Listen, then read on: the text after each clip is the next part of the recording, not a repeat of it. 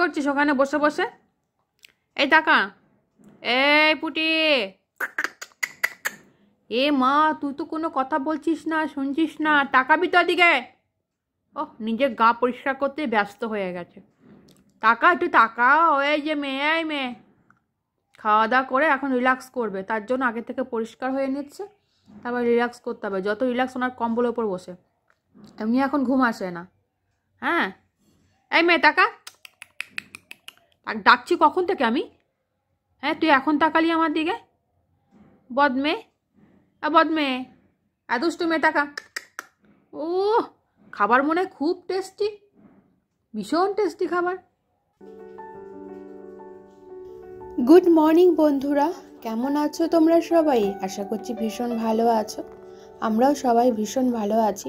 ঘুম থেকে উঠেই দেখি মিষ্টি মিষ্টি একটা সোনা রোদ বেরিয়েছে, তো যার জন্য আমি অন্য কিছু করিনি, আজকে প্রথমেই জামা কাপড় নিয়ে চলে এসেছি। আর সকাল সকাল উঠে যেটা রোজকার কাজ, হাজব্যান্ডকে চা দিয়ে টিফিন দিয়ে ওকে খাইয়ে দাইয়ে একদম অফিসে পাঠিয়ে দিয়েছি। তো তারপর সংসারে তো খুঁটিনাটি অনেকেই কাজ থাকে, তাই না? আমরা ঘরোয়া যেহেতু হাউস, কাজের আমাদের কোনো শেষ নেই। তো যাই হোক, তো রোদ দেখে আর থাকতে পারিনি বলে জামা কাপড় নিয়ে চলে এসেছি, এখনও কোনো কিছু হয়নি। তো সকালবেলা এদিকে আবার ছেলের স্কুল আছে, যার জন্য ওখানের জন্য ওর ম্যাগির স্যুপ করে নিয়েছি। তো ওকে খাইয়ে দিয়ে আমি স্কুলে পাঠিয়ে দেবো। তো তারপর তো সংসারে তো অনেক কাজই থাকে, মানে ওই যে কথায় বলে হাউস ওয়াইফ।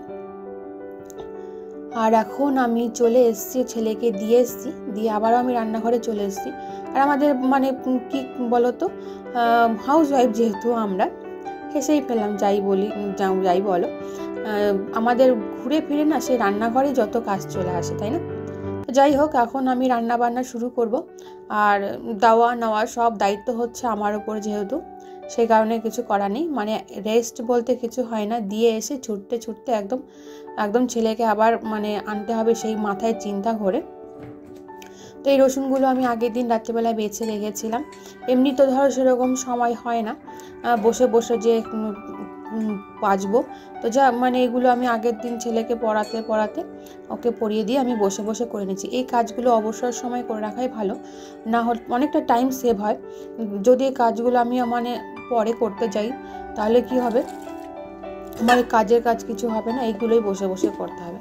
যাই হোক, এই কাজগুলো যদি আমি আগে থেকে বুদ্ধি করে রেখেছিলাম বলে রান্নাঘরে এসে এগুলো টুক করে আমি ফ্রিজ থেকে বার করলাম, আর এখন পেস্ট করে নেব। আর কি কথা জানো তো, আজকে মানে ইউটিলাইজ করলাম আমি, যে কি বলি, জীবনের মানে সারমর্ম বুঝতে বুঝতে মানে চুলে রং ধরে গেল। কথাটা কি বুঝতে পারলে না তোমরা?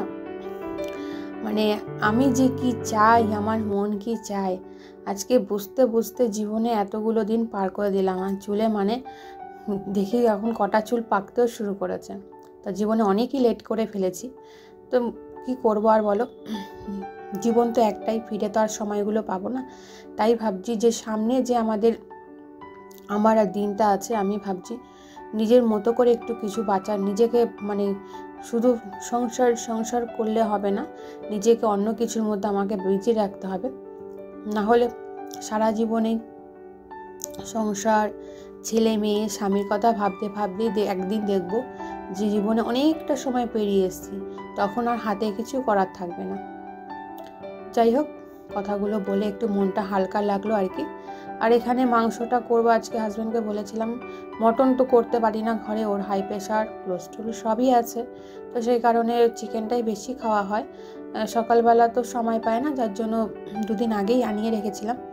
আর মাংসের মধ্যে একটুখানি পেঁপে দিয়ে দিয়েছি, আলু খাওয়া তো যাবে না, সেই কারণেই পেঁপে দিয়ে দিয়েছি। আর পেঁপেটা দেওয়ার দুটো কারণ, একটা হচ্ছে আলুর কাজটা মেটাবে, আর একটা কারণ হচ্ছে পেঁপেটা দিলে মাংস অনেকটাই সফট হয়। মটনে যেহেতু পেঁপে দেয় মাংস সফট করার জন্য, এখানে মুরগিতেও আমি পেঁপেটা অ্যাপ্লাই করলাম। আর এখানে মাংসর ঝোল আমার হয়ে গেছে, আমি ঝোলই রাখবো, ওকে বেশি শুকনো করব না, কারণ এক তরকারি করেছি, ডাল ঠাল আর কিছু করিনি। আর আজকে রান্না করতে করতে একটু দেরি হয়ে গেছে, সে কারণে অন্য কিছু করার সময়। আর একটা জিনিস হয়েছে আমার, দেখো এটা কচু বাটা, এটা হচ্ছে ওনারা কেউ খাবে না, এটা সম্পূর্ণ আমার নিজের জন্য করেছি। রাতেই রান্নাঘরে এসে বক্সে যে পুরো রুটি বানিয়ে নিলাম, আর এখানে একটু বেশি করে দেখো আটা মেখে নিয়েছি। আর এখানে এখন তৈরি হচ্ছে হাজব্যান্ডের খাওয়ার জন্য রাতে রুটি দিয়ে। ভাবলাম আজকে তরকারি করবো না, তো বানিয়ে নিচ্ছে একটু সুজি।